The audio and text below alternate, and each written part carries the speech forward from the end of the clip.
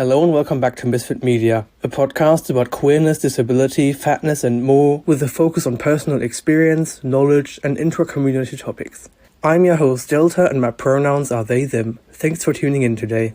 Happy Arrow Week! In this episode I'm going to be going over some signs that you might be aromantic. But before we get into it, I have a life update. It looks like my long cane training might be getting on track again. I've now heard from someone else. I'm low-key nervous that it's going to be any sort of similar experience as last time, and I still have massive imposter syndrome about deserving this cane in the first place. Especially because my previous instructor did at some point make me feel like I'm not actually blind enough. But I am trying to remain hopeful. Now it's time for the post of the week. I wanted to do something lighthearted this week, so this is literally just a Tumblr post by analog-autistic, and it just says, "Gender is a video game, and I've modded it straight to hell." That's it. That's the post. Post of the week. Disclaimer before I get into it.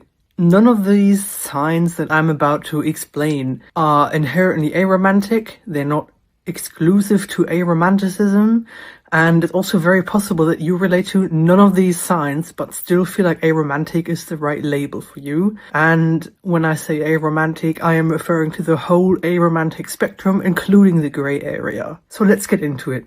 The first sign that you might be aromantic is simply that you don't want a partner. This is one of the most straightforward ones, where you see relationships, but you know that this is not something you want, and therefore you might identify as aromantic. The second sign you might be aromantic is that you don't understand what romantic attraction or romance even is.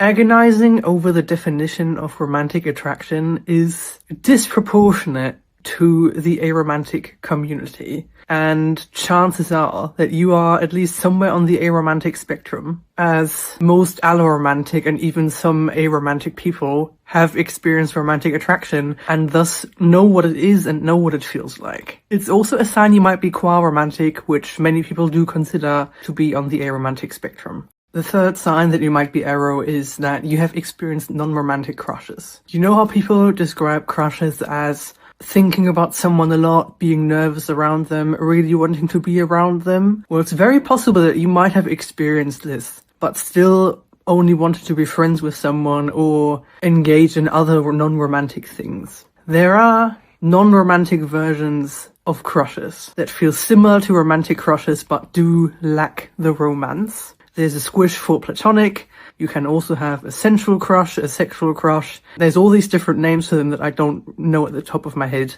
Of course, alloromantic people can experience non-romantic crushes as well, but from what I've seen, this seems to be way more common with people on the aromantic spectrum. The fourth sign you might be aromantic is that you just don't function in romantic relationships. Romantic relationships just don't work for you, and a lot of people will say that this is just trauma or commitment issues. And while that's possible, it's also an option that you might just be aromantic. Even if you are with someone you would consider the ideal partner, someone you really care about, and it still doesn't work for you, that might be a sign you're aromantic. The fifth sign that you might be aromantic is that you've never or only rarely experienced crushes. If you've never had the feeling of being nervous around someone, thinking about someone a lot, wanting to be physically close to them and all these things that make a crush, you might be aromantic.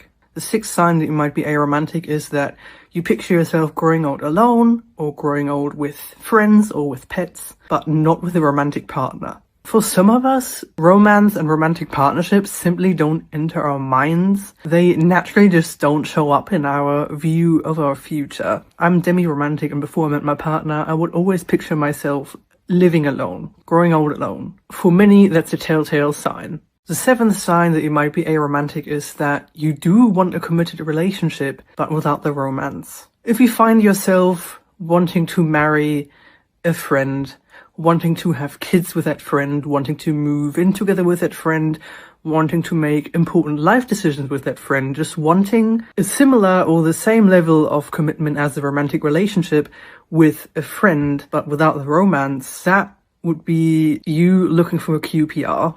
And while again, alloromantic people can of course have QPRs as well, It is very much more common for aromantics because romance and romantic partnership is often not an option or almost not an option. The 8th sign you might be aromantic is that you chose your crushes. Especially as a child or a teen, if you thought you had to have a crush to fit in and you just picked someone rather than feeling it naturally, that might be a sign you're aromantic. The 9th sign you might be aromantic is that you really like the idea of romance, you like romantic fiction, you like shipping, but you don't like romance for yourself. This is on the aromantic spectrum and would be called agoromantic, and it's, I think, one of the most common error experience, and I think this label is becoming more common. The 10th sign you might be aromantic is that common romantic tropes just confuse you, and not even necessarily tropes in like fiction and media, because sometimes they just happen. Like enemies to lovers or love at first sight, for example, are tropes that I do not understand because I'm demi-romantic, and that is just not how I work. And the 11th and last sign that you might be aromantic is that you don't understand relationship hierarchies. You might be very confused as to why people prioritize their romantic relationships over their friendships. You might be scared that your friends will abandon you for your partners, and so on. Again, relationship anarchy is not exclusive to aromantic people, of course. It's just way more common because we often just have a built-in amatonormativity detector.